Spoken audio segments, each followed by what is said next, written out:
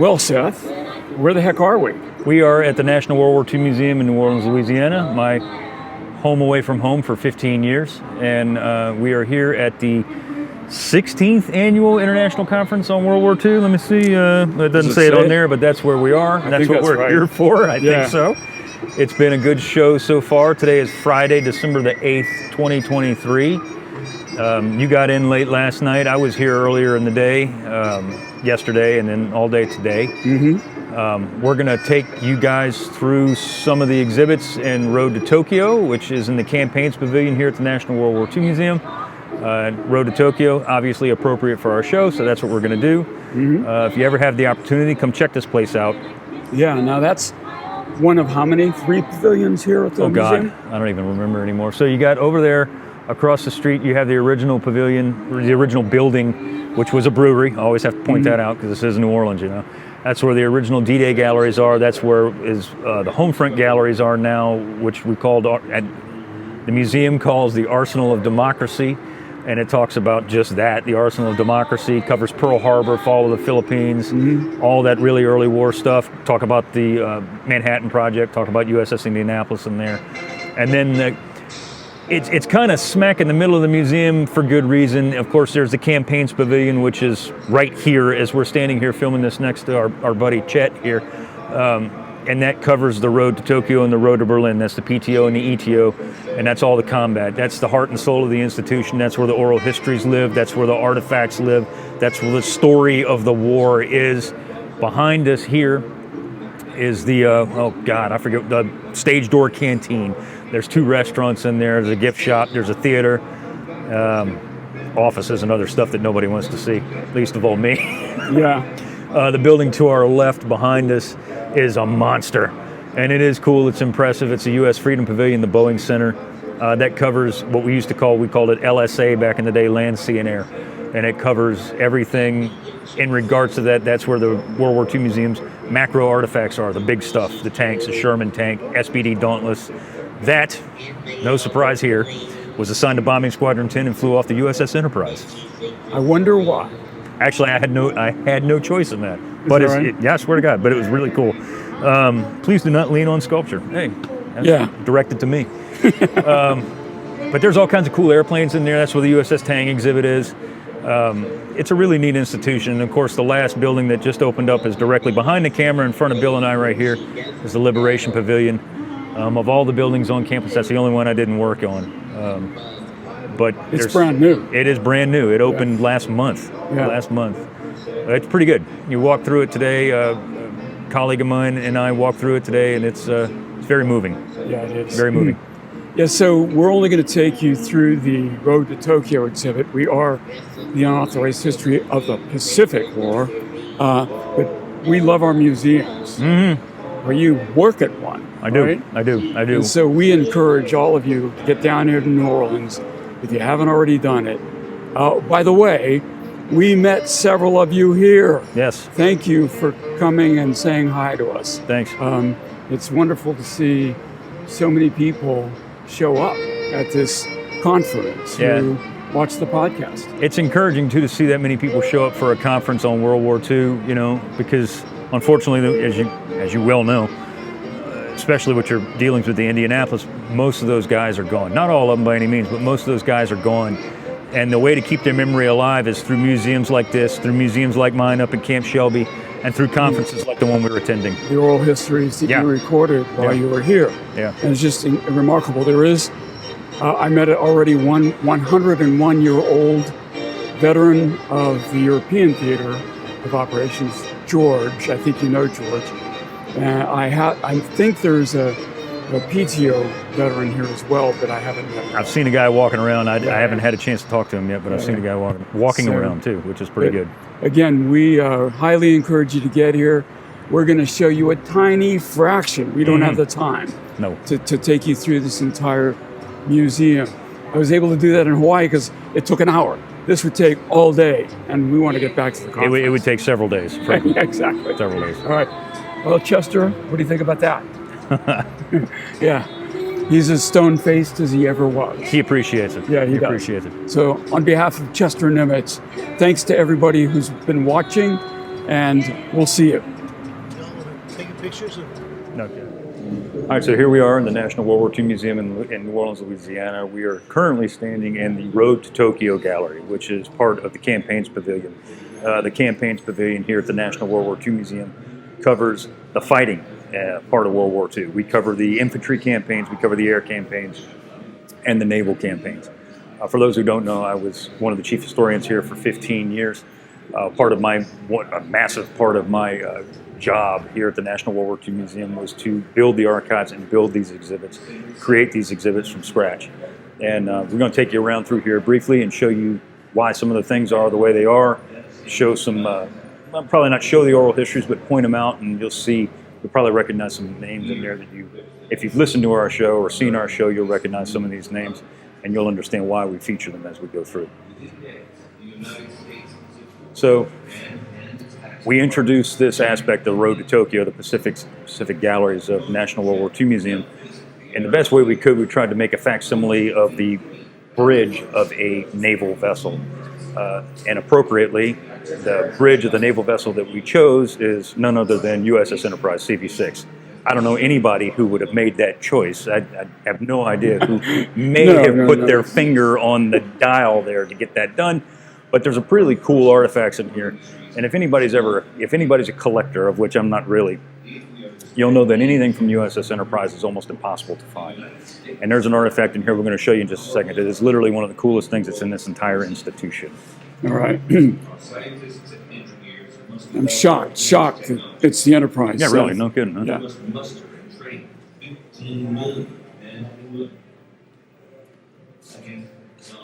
So as small and as minute as it may appear, this little dial telephone directory right here was aboard USS Enterprise in 1941 all the way through the Battle of Midway.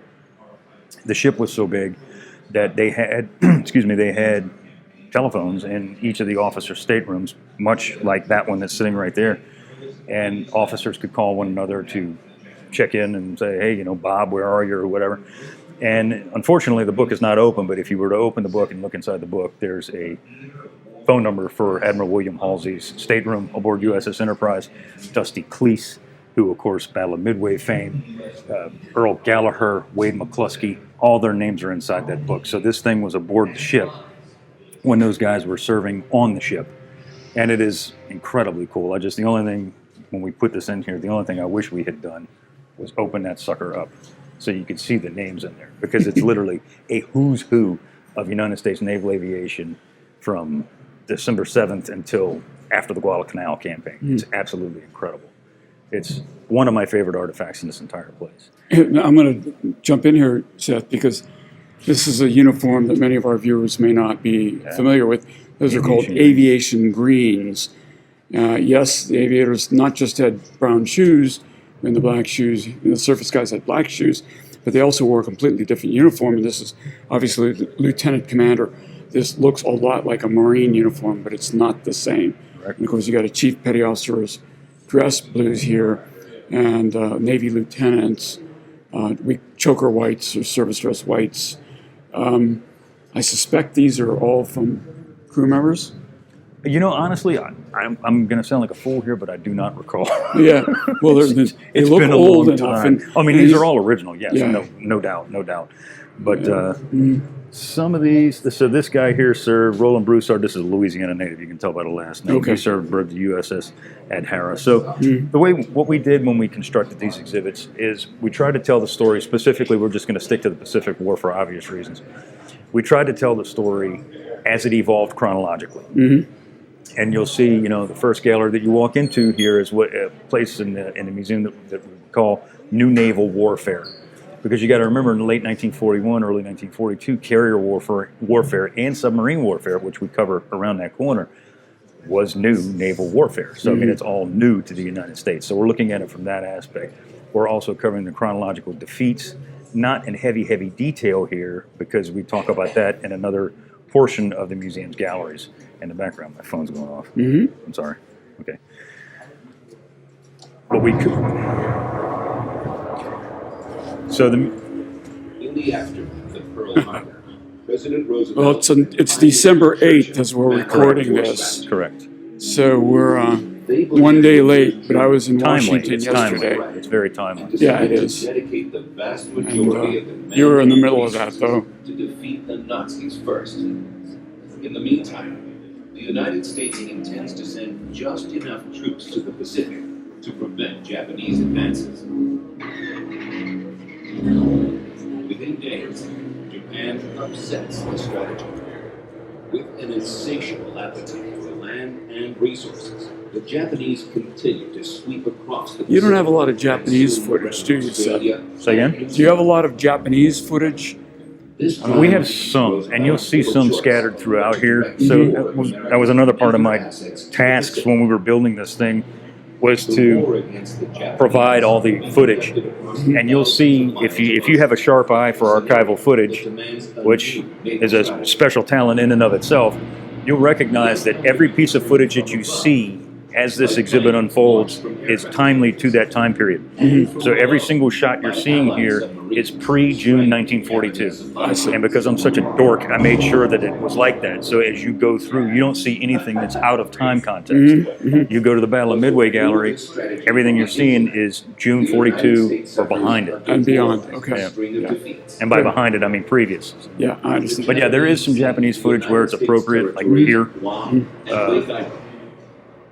They also attacked the Philippines, where they overwhelmed American and Filipino troops. And you know, Japanese archival footage, And corregidors. they shot a lot of it during the war, but not a lot of it survived the war. I see. A lot of that stuff got burned, not only by our firebombing campaign, which is the God's honest truth, but also the Japanese themselves. Right. They didn't want any record of a losing event, so there's a lot of it that got trashed, unfortunately. Aerial attacks from Right there. And that's, see, that's one of the things too. So when we were building all these, and it's just like in every museum that you go into, you assume that the public knows nothing. Tested again in the Coral Sea. And by that, and I'm not trying to sound snarky, but you assume that most people don't know anything because most people don't have the level of knowledge that we have. Yeah. You don't. So everything is written and everything is presented at an 8th grade level. Literally, that's what you do. And it's not to degrade or undermine anybody's intelligence or anything like that. It's to orient everybody.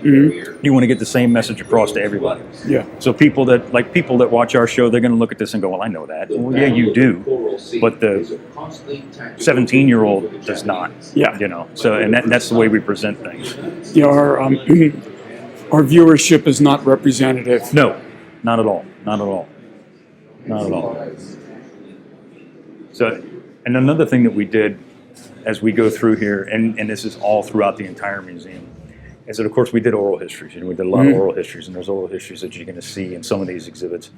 But there's a lot of famous people that were passed on by the time we were getting around to interviewing, and whether they were killed in the war or they just died, it's irrelevant to us. We wanted to make sure we represented a lot of people that are somewhat well known and some of them that aren't. So you'll see these personal story panels that dot the museum's galleries. Yeah. And a lot of them are people that you do recognize, like Dory Miller and people like that, Mush Morton. But James Fahey is somebody that you don't really know who the hell he is. He wrote a fantastic book. He was a seaman first class, and he had a diary that he kept all through the war aboard the USS Montpelier. And it's probably it's the Eugene B. Sledge version of the U.S. Navy. It gives the bird or the ground level view or sea level view, if you will, of World War II Pacific Navy life. And Jimmy Thatch, author of the Thatch Weave. Yeah. That's all you have on defective torpedoes, Seth? I'm disappointed. That is it. That is it. Yeah. It's a lot of war to cover. I know. Yeah. But yeah, you know, these individual pieces of our artifacts like this aren't overly compelling to someone if you don't read the stories about them. I understand. Every single thing belonged to a person that did something. Well, obviously, I encourage our viewers to come visit this place. Oh, yeah. Now the insignia on the back of this jacket is called the Submarine Patrol, the War Patrol Pin. So it's different than the Dolphins. You qualify to get the Dolphins, but you don't get a patrol pin unless you've been on a combat patrol. And so the stars beneath are different colors, but essentially you get a star for each patrol you went on. But it changes color when you've been on 5 patrols. So that's what that's all about. It would be worn on the pocket flap.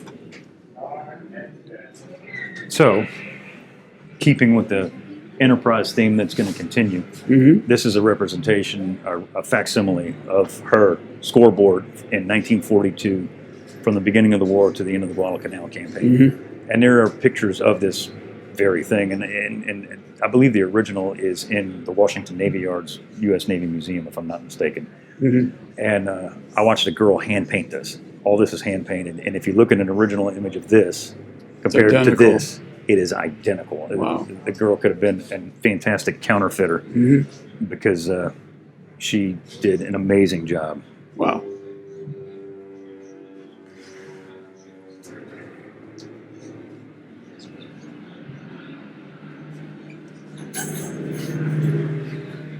So some of the more poignant aspects of the war, and by that I mean large events like the Battle of Midway, which is there, contained in their own theater. You know, you can talk about Midway on a panel, which you do here, but to give it its due justice, it needed its own private theater, which is in there. We don't go down into the weeds in a lot of these movies, but we give just enough to kind of whet the appetite, if you will. Wade McCluskey. Now, I assume you had a collection of people writing a copy for these? Say again? You had a collection of historians who wrote the copy for these panels? I wrote the copy for these You wrote panels. the copy. I wrote the copy for these panels. I chose the images and I wrote the copy and the captions and all the archival footage. Wow. Rich Frank was working with us. He was the, as I call him, which he doesn't like, but Rich is a very sarcastic man. Yeah. And I call him the Grand Poobah, which he thinks is funny. I think it's hysterical. But he is. He's the Grand Poobah of Pacific War historians. He was working with us step by step through this. And that's how I really got to know Rich really well. I see. Which has been a blessing my whole career. Just knowing Rich Frank, because he's a fantastic human being. Landing signal officer. Landing signal officer. That was Robin Lindsay. So again, Lindsay. from USS Enterprise. What you're standing on now, if you look down, is theoretically the flight deck of the USS Enterprise. Yeah. At one time, it was stained sea blue, just like the Enterprise's flight deck was. And if you look closer to the screen, you can see the sea blue stain. But it's worn off. It has worn off, much like the flight deck would have worn off. Yeah. The stain would have. And I went to great lengths, and I actually contacted some surviving members of Enterprise at that time. And they had color images of her flight deck, and we used that to color match the stain. So when it was originally stained, it was a dead ringer for the Big E's flight deck. How about that? Stain. Yeah. Not so Now, much. this wasn't teak on the Enterprise flight deck, was it? It's Douglas fir. Douglas fir. Douglas fir. Yep, Douglas fir. The footage here, anytime Rich Frank comes to this museum, he likes to stop and watch this, because this is something that this is one of the only films in the entire exhibit that he and I worked on, like literally side by side. And all of this footage, every single second of this footage, is aboard USS Enterprise in the year of 1942. Every single thing that's in there. Yeah. Which is cool, because we haven't gotten to Guadalcanal yet. If you look at the trajectory of where we are, there's some incredible footage in here. And those who've watched our show might recognize some of this footage in here. Yeah. You know, again, yeah.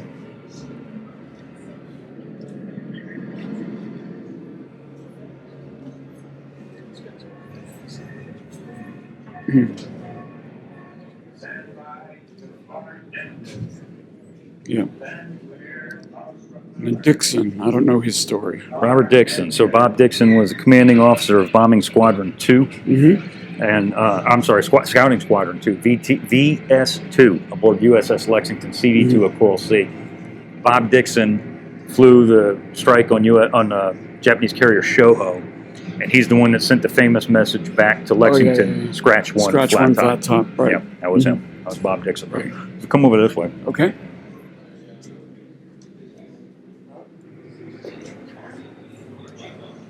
So the oral history collection is the heart and soul of the National World War II Museum. And it's, again, if you've watched or listened to our show, you'll recognize a lot of names in here. Walter Nelson, Norman Cleese, that's Dusty Cleese. Dusty Cleese, yeah. Don Hoff, Bert Ernest, Sweet Veteza. You know, there's guys in here that have been in some way, shape, or form in our show. Bill Roy. We talked about in the episode that we did with John, where we talked about where we did explored the Yorktown wreck. Yes. And we showed the combat footage from Yorktown. That's the guy who shot it. That's the guy who filmed it. Okay. Jim Allen was a sailor aboard USS Wahoo on her first, second, and third war patrol. He was on that famous patrol where Mush Morton took over the whole, the Wahoo's famous with patrol. O'Kane being Yes, O'Kane exec. the instigator. Yeah. Yeah. And so you have a wand here, and you hear the narration. Yeah, it looks like the old telephone booth phone things, Right. They're probably incredibly disgusting, but it is, what it is. It is what it is. Yeah. But, people ask all the time, do you have any artifacts from Midway or anything like that? No, we don't. We have artifacts from people that served at Midway, and that's what's in that case here. Right. So as you're leaving the Battle of Midway, and again, follow the trajectory of our show, you know that the next step in the road to Tokyo is Guadalcanal. And that's what this entire gallery deals with. So you got, again, here, you got more oral histories here. Guys like Frank Pomeroy at Tenerife River, Bloody Ridge, Swede again, getting his 7 kills at Santa Cruz. Sid Phillips, my old buddy, Dr. Sid. There's all kinds of people in here that are mentioned in our show. Harold Ward, USS San Francisco. This has been the lifeblood of this institution since it was formed. This is a visually stunning and brilliant exhibit here. It's very pretty. It'll probably come across really good on that camera, but I hope so. Yeah. it's I may need to close down on there's a limit to what I can do because it's kind of dark in here. very dark. Yeah, it does get brighter as you get out, but this is supposed to represent the jungle canopy, if you will. Yeah. The Americans intend to halt the Japanese advance and protect their allies by sending in the Marines to seize the airfield on Guadalcanal. So I'm a gun guy.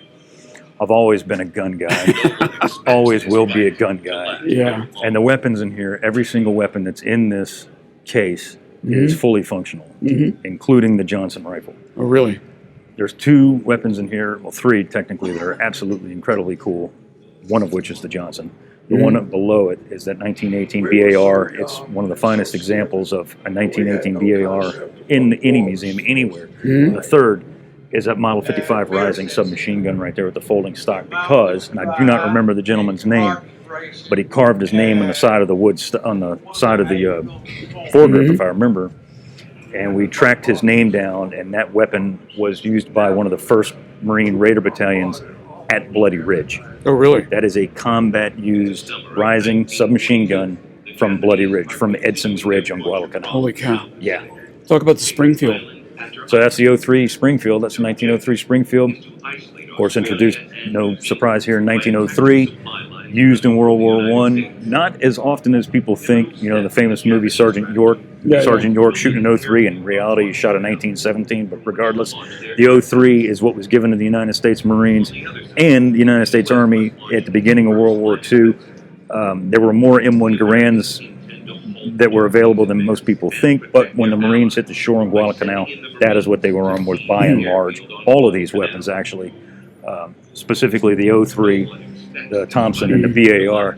The Rising didn't see much combat after the Solomons campaign because it was kind of a beast to clean. Okay, fun fact for Bill is that when I went to boot camp, Navy boot camp in 1974, we were issued 03 Springfields. Nice. We didn't. We carried M1s at the academy, but at boot camp, enlisted boot camp, we carried this 03 Springfield. Yeah. Beautiful weapon. Yeah. Absolutely beautiful weapon. So this little thing right here, it looks rather inconspicuous. Number 9 right there. That is a 37 millimeter canister shot. Okay.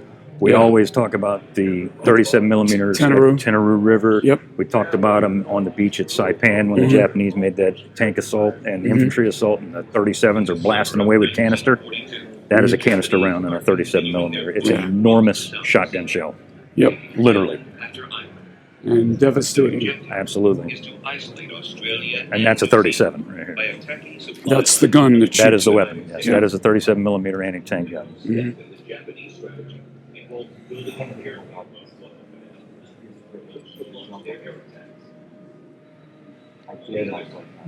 There's little Easter eggs hidden out throughout this place. I can imagine. There's little things as we were putting everything in here together. There was an actual, like a literal stage company that came and built all this stuff in here. Uh-huh. And then we came, my friend Larry DeCures and I came and set all the little artifacts in the background. And there's a couple of rats hidden around in here because Guadalcanal is famous for the rats. I frankly don't remember where they are anymore, but there are rubber rats stuffed in here somewhere.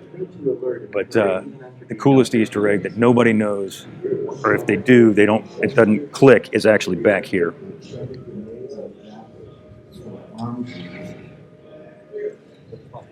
And if you look there, you'll recognize the silhouette of USS Washington, BB-56. The scene that is supposed to replicate is, of course, the battleship fight, which is still to this day my favorite episode that we've ever done. Mm-hmm. That is the silhouette of USS Washington, and I forget which Japanese heavy cruiser back there. There were escorts to Kirishima, and if you look behind the tree on the right, you'll see the silhouette of Kirishima back there. Way in the back. You'll see her way in the back, and they're actually positioned. They're obviously much closer than they were in reality, but they're positioned in the accurate representation of which they were when the battle occurred. Okay. Yeah, hopefully it's pretty dark in here, but I think this will come out. I can see it. Yeah, I can see Washington on there. Yeah. Not Sodak, but Washington. Correct. And if I remember correctly, I don't think we did. Yeah, you do see South Dakota in the back. Oh, you do? Yeah, because she was trailing Washington. Mm-hmm. Yeah.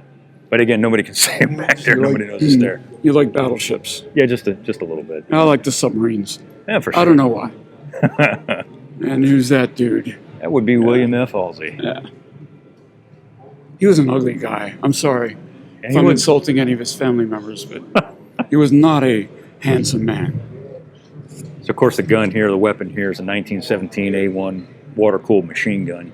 Mm-hmm. These were technically heavy machine guns that were used by 1st Marine Division on Guadalcanal. Of course, they had 50 cals as well, but... Yeah. Now, which was the machine gun that Barcelona carried? It would have been this one. One of these, right? Yeah. Dave Holland will... I thought so, but I asked the question when I'm not sure, because I know you're going to know the answer. No, I'm about 99.9% sure it was in 1917. Yeah. Because his company, D Company, he was a machine gun company, so they would have had the... Well, in your mini-series, The Pacific, they show him picking it up and resting it on his but forearm. then he invents this little handle that he uses to hold it. And, which I don't know how truthful that is. It doesn't frankly. look like you could actually do that with this machine gun. So, it's not like Hollywood never makes stuff up, right? No. So one of the most, I got to show you this because this is just neat right here. Of course, we always talk about the blue ribbon. Uh-huh. Yeah, of course. There are many medals of honor within these galleries. Mm-hmm. This is the first one you encounter in Road to Tokyo. This was the Medal of Honor that was awarded to First Lieutenant Jefferson DeBlanc, who was native of Louisiana, was a Marine Corps fighter pilot. He was an ace. He acquired, obviously, the Medal of Honor. Mm-hmm. This thing standing next to you, which I guarantee you 99 out of 100 people don't even notice this thing. But what it is a tribal fishing spear that Jeff DeBlanc used. So his aircraft took damage and he had to put it down in the water. And he made his way to an occupied island, and it had Japanese on it and friendly natives. Well, the friendly natives took care of him and sheltered him, and they took care of him. Mm-hmm. Japanese knew he was there, but they didn't know where he was. There was a rival tribe, if you will, on the island that was trying to get Jeff from the friendly natives to give to the Japanese. Mm-hmm. And long story short, and I'm probably forgetting vital aspects of it, I remember Jeff DeBlanc saying, nobody knows exactly how much their life is worth, but I know how much my life is worth. Mm-hmm. Because the Japanese friendly natives tried to buy Jeff from the friendly natives for 3 sacks of rice. He says, so I know my life is worth 3 sacks of rice. That's funny. He was given this spear by the friendly natives so he could feed himself. Mm-hmm. So he used that spear to get fish and until he was picked up by Navy PBYs and brought back to Guadalcanal. And he brought that spear home with him. So. All right. Interesting. Yeah. 3 sacks of rice is pretty good. 3 sacks of rice. Yep, that's how much his life was worth.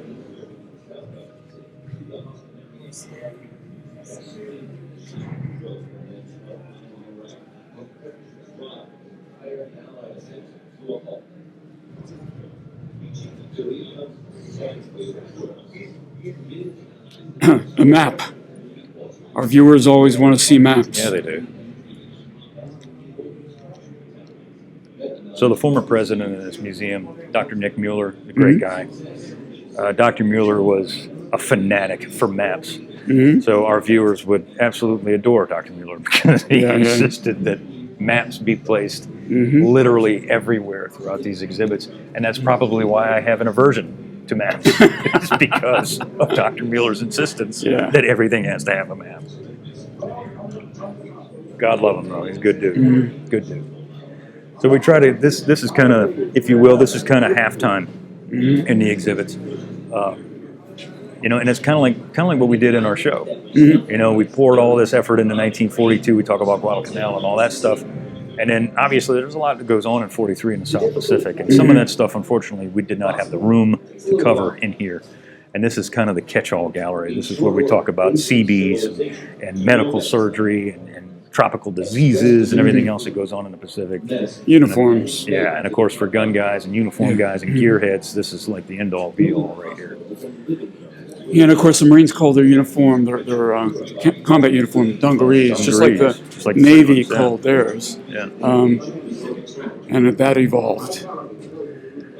So this is a good place we start talking about island hopping because, again, remember, if you're going through chronologically, you're in probably about June, July of 43 right now as we stand.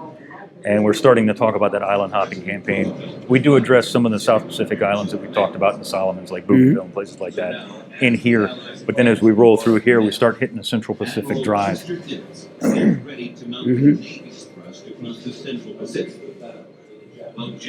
two guys that we've covered extensively right there, Holland and Smith and Happy Bowington. MacArthur argued that dividing resources between two campaigns will dilute the Allied strength.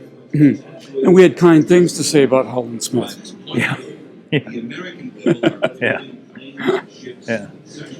So one of the things that Dr. Mueller, when we were designing these exhibits, what he wanted to talk about and he wanted to make a big deal out of was that photograph right there.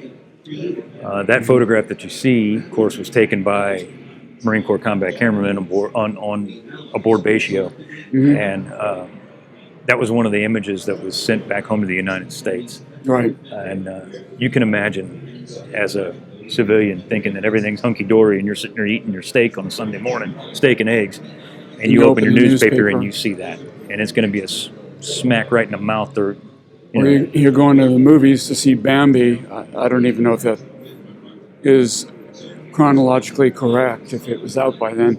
And they open with a newsreel, and they wouldn't have done that with the children's movie. No, not with the kids, but you'd have gone to see, I don't know, whatever the hell, right. And then you're going to see that. And it was designed to do that for that very reason, to smack people in the face and let them remember that there was a war on. And we talked about that in our show, that, the home front, it wasn't as bad as people like to make out now. People weren't missing a whole hell of a lot during that time. Right. Yeah. So these artifacts, specifically these two, were taken from Japanese Special Naval Landing Force deceased on Batio. Marines and soldiers brought souvenirs home all the time, especially during World War II. I mean, that's there's a whole, literally, an industry, if you will, based off of World War II artifacts. Sale and trade of that. But artifacts like this that you can directly tie to one of the most pivotal campaigns of any war, not the least of which is the Pacific War, are so few and far between, and are so friggin' rare that it's incredible to think about these artifacts and what those artifacts represented and what they saw. When we were talking about the shipwrecks at Midway, we were talking about, Nagumo climbed out of that window, and Frank Jack Fletcher stood right by that, whatever. This is not unlike that. Right. I mean, these were at spatial. These were there. You know, who knows who walked by that cap or that helmet? It's fascinating to think about that kind of stuff. Hard to get a hold of too. Very.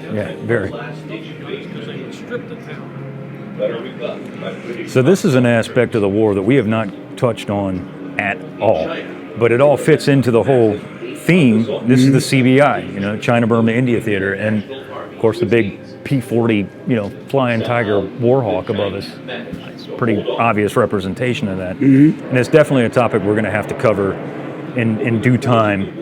I got a good buddy of mine, Sean, who's that's his thing is the CBI, and he's been climbing up my backside. Yeah, I like, can we need to do imagine. CBI. I was like, yeah, we'll get there. Yeah. Got to cover the main push before we get to Right. the other part. But yeah, there's a lot of material to cover in here. There is. Tremendous amount. Not to mention China's aspect too. In 1931, Japan was systematically subjugated.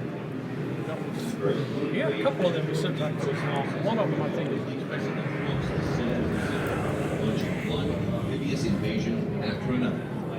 In the Gilbert Islands. The Marshall Islands. Viewers will probably remember us talking about Waltz Ridge on Cape Gloucester, and I mentioned R.V. Bergen. You know, again, these are the oral histories. And we bypassed some as we've gone through, but these are I'll say it again, these are the lifeblood of the National World War II Museum. And it was, The oral histories. yeah, it was an honor trying to track all these guys down and get to know them and talk to them after all these years. You know, it's rather incredible. Yeah, so when you say, you know, he's an old friend, this is how you became Correct. Yeah. friends with him. Yeah. I mean, these guys were interviewed by me or however, whatever, either here or at their house, whatever the case may be. I frankly don't remember where I interviewed them until I see it now.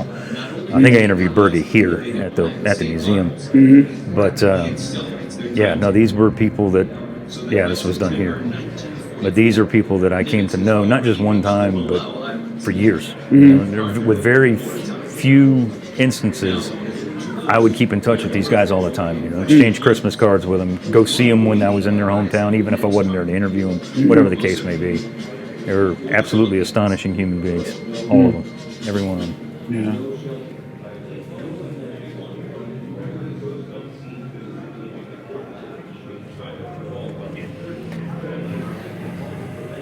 There's your buddy. There he is. Yep. So one of Great the American. Oh yeah, for sure. One of the aspects of the war that we're, you know, neck deep in right now is Operation Forager, and you know, make a big part of the museum's exhibit on Operation Forager is relatively extensive compared to some of the others, mainly because of the fact that it occurred at the same time as D-Day. And it shows off, as we make this point in the show, it shows off the industrial might of this country at that time, that we could not only supply a vast majority of Operation Overlord, but that we could do Forager by ourselves within a week. Well, 10 days? Yeah. It's incredible, absolutely incredible. Yep. Notice the women, the Yeah, I see. mother and child in the cave. Shadow of the Yeah. mother and child.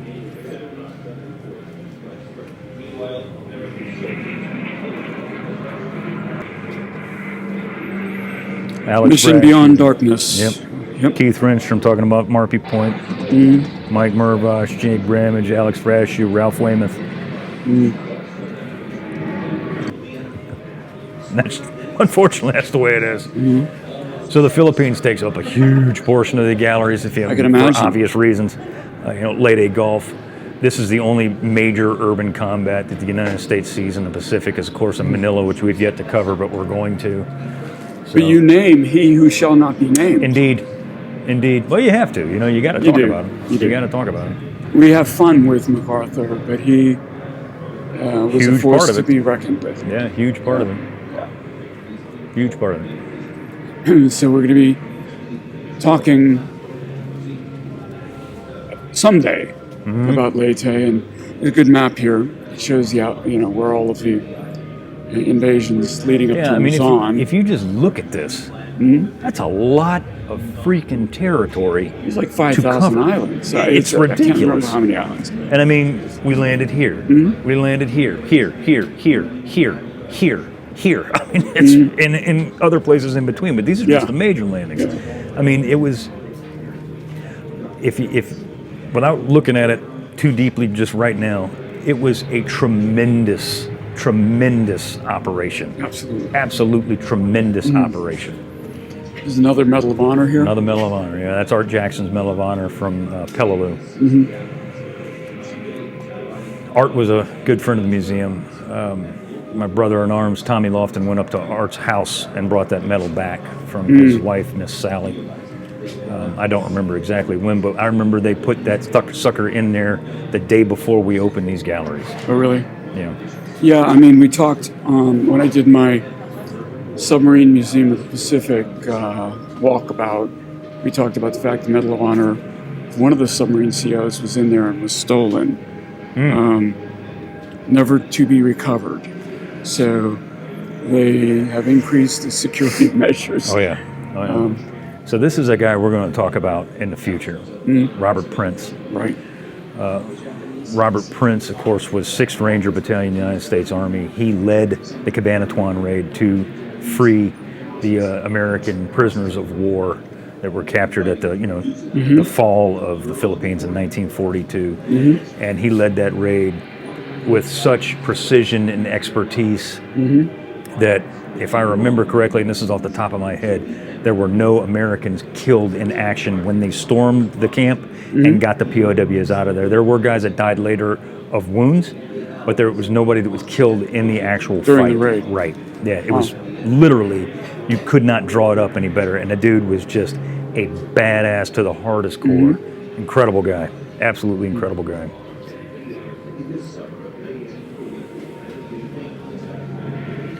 That's the flag from the battleship Nagato up there, that big sucker up there. So Nagato, of course, was in Tokyo Bay at the end of the war. Yeah. And seemingly every United States Navy ship that could sent people aboard Nagato to rip stuff off and bring it home. That's where that teapot came from. That's where that flag came from. Where those binoculars came from. Yeah. So Nagato must, and if I'm not mistaken, I don't think the uniform did. No, it did. Yeah, the Japanese sailor's uniform came from Battleship Nagato.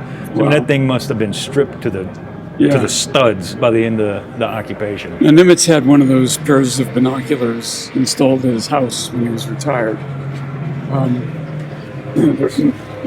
So he used to like looking out over the bay. Yeah, can't really blame him. So, of course, now we're entering the final stages of the Pacific War here. This is 45. After the Philippines, the screen above you is Iwo Jima. Screen over here is Okinawa and Kamakazi's. And really gets into the nitty-gritty and the dirty fighting that was all of those later war campaigns. When we get to that point, talking about Iwo Jima, we're going to have to do a special episode. We'll cover them in the main episode, but we're going to have to do a special episode on Rabbi Roland Gittleson. Gittleson's eulogy, his sermon, if you remember, I read that at the Indianapolis reunion. It was kind of a downer, but it is a downer. But it is incredibly important, and it's something we're going to have to cover. So, of course, you look at this, and let's see, have they changed it? Yeah, they have not changed this yet. So, recent scholarship and forensic scholarship renamed has determined that two of the razors. Yeah. There is no Navy corpsman. No Navy guy anymore. No. All right. Well, the truth is important. Yes. Now, in all of their defense, there were 2 flag raisings. Oh, for sure. And it is highly likely he was involved in the first one. It's almost assured that he was, actually. Yeah. So this weapon here, this Japanese machine gun, which is a Type 99 light machine gun, it's very difficult to see, and the only really good way to see it is to put that weapon up to your shoulder, which I've done many a time when it was in our vault here, or when it was in the World War II Museum's vault. I say ours. I'm not part of the institution anymore, but when you've been for 15 years, it's hard to not say ours. So forgive me. But this weapon is battle damaged. If you look at the handle on the left-hand side of the receiver, you'll see a bullet strike there. And if you look at the rear sight where you can dial in the sight, the bullet continued to travel upwards through the back end of the receiver. And if you put the weapon to your shoulder and you put it to your right shoulder and look down the sight, as if you were going to fire the weapon. You can see the travel path of the round, the American 30-06 round, and it is planted right between your eyes. Yeah. So whoever had that weapon took one. Did not literally, survive. no, not a chance. Right between the eyes. Interesting. Wow. It's most Japanese weapons have some sort of battle damage to them because they didn't give up. The hood underneath the helmet is called a flash hood, for obvious reason, flash burns. Now this music I recognize actually from another HBO miniseries from the 90s that predates the Pacific. This music is actually from a Tom Hanks miniseries, From the Earth to the Moon. So, yeah, you can tell I'm a space geek because I recognize Right, that. yeah. Brian It looks like Eno they had that, yeah. repurposed it here. So these are some Kamakazi artifacts, UDT artifacts, things like that. If I remember number 10, yeah, USS Evans, Destroyer Evans. Yeah, these are all art. She got hit, I think, by, if I'm, again, off the top of my head, forgive me if I'm wrong, but I want to say like 5 suicide planes hit Evans. Nah, it doesn't say, but it something like that. And a frogman's fins. I do have an issue with the hat. You've got a chief petty officer's hat band with an officer's That's right. cap insignia. Sure enough. So you were testing me, Seth, and I caught it. There you go. There you go. And we were still wearing these wool sweaters when I was enlisted. They're great sweaters. Don't know if you could see. Yeah, it's pretty dark right Yeah, there. it's dark in here, but yeah, those are the frogman's shorts, a K-bar knife, and the short frogman's fins.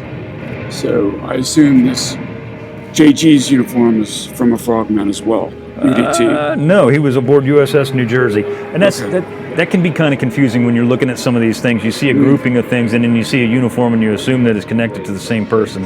And unfortunately, more often than not, that's not the case. Sometimes it is, but more often than not, it's not, and it can be totally confusing. And the prop That is came from Kamakazi? Correct, yeah. So there was a gentleman who lived here in New Orleans that I interviewed, and I knew, a guy named Roy Monpat. He was aboard USS Evans. I forget what he was a blue jacket aboard Evans, regardless. At one time, he was the president of the association, the Reunion Association for Evans.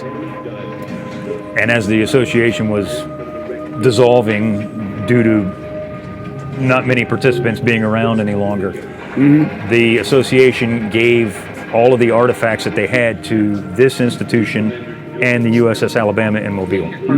So the prop, these pieces all came from one of the several Kamakazis that hit Evans, and the rest of them are in Mobile in a little special compartment aboard the battleship. Okay.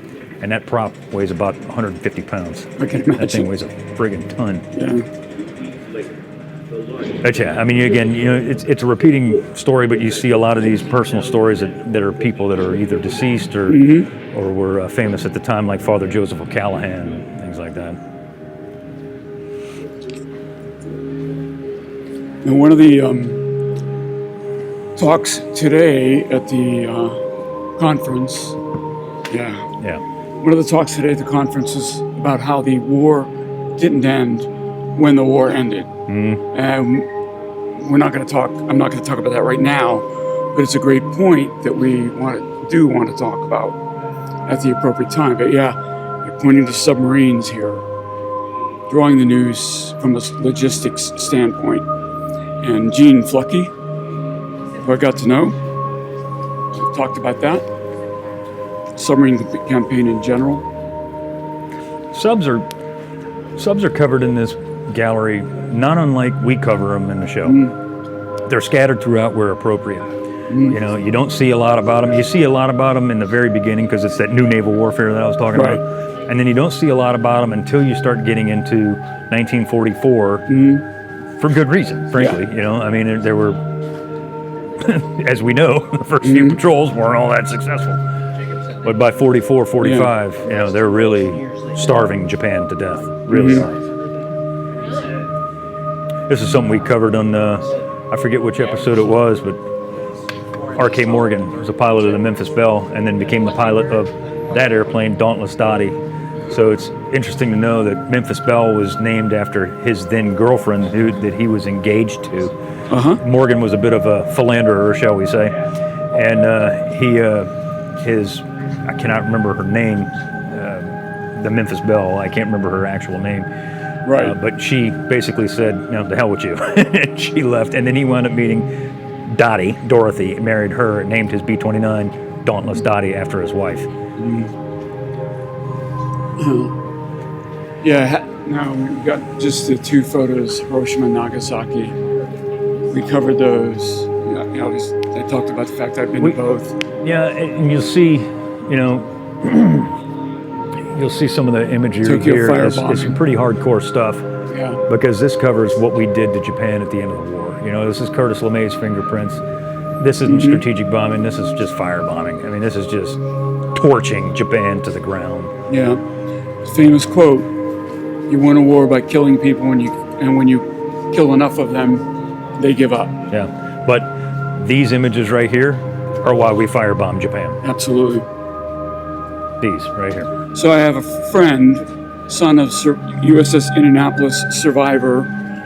Yeah, it's not. I wasn't going to talk about Lewis Haynes, but son of USS Indianapolis survivor James Belcher, whose mother, James Belcher, stayed in the Navy after the war. After the ship was sunk, got stationed in Sasebo, married a Japanese woman, and that's my friend Jim Belcher's mom, and she was being trained to do exactly that when she was a girl growing up in Japan. Yeah. And so, and Lewis Haynes died about the time I began my association with the survivors of the Indianapolis. He was the physician, a senior physician on the ship. And so Modisher was a JG, another physician on the ship. And so, these guys, I know their story well. I can't remember. Excuse me. Sorry, you picked that up on the mic. But I can't remember if it's here. We cover. Yeah, it's not here. It's across the street in Arsenal Democracy, where we talk about the delivery of the atomic bomb. There's Indianapolis oral histories in there. I couldn't remember if they were here or over there. They're across the street.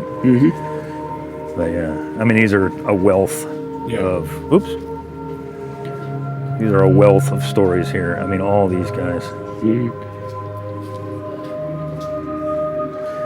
This was one of the coolest people. This guy here too. I went to Iwo Jima with him, with Jim Goodrich, of course Woody, Mike Merlodge. Yeah, I knew Woody Williams as well. This dude here, Dave Severance, who is still alive as of today, which is December 8th, 2023. He was the company commander for Easy Company, 28th Marines. Wow. The guys who raised the flag on Iwo Jima. And he knew them all. And Colonel Dave. So he was a captain at the time. Correct. And he's still alive today. Correct. And well, to my knowledge. And I looked, I looked a couple months ago, but still, he was still kicking. Cool guy. Loved him some Outback. Outback Steakhouse with him several times. All right. Well, thank you for that, Seth. Yeah.